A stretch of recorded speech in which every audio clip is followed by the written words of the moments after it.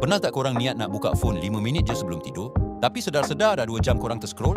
Korang sebenarnya bukan malas, tapi otak korang dah kena hack hidup-hidup dengan AI.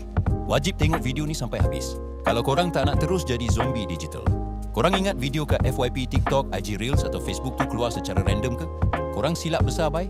Di sebalik apps ni, ada sistem AI berharga berbilion ringgit yang tengah perhatikan setiap gerak-geri jari korang.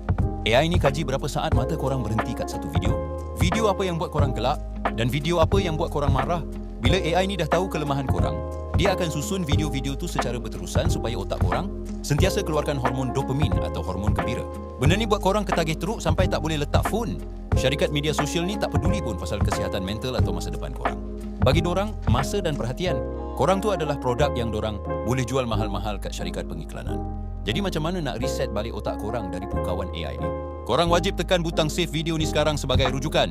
Nombor 1, pergi kat settings phone korang, cari color filters dan tukar warna skrin jadi hitam putih, grayscale. Bila tak ada warna, AI hilang kuasa sebab otak kita cepat bosan. Nombor 2, jangan layan video yang sengaja buat korang marah atau rage bait. Scroll je laju-laju supaya algoritma tu koyak. Cuba korang check settings phone sekarang, berapa jam screen time korang hari ni? Ngaku jujur kat ruangan komen, kita tengok siapa paling lama.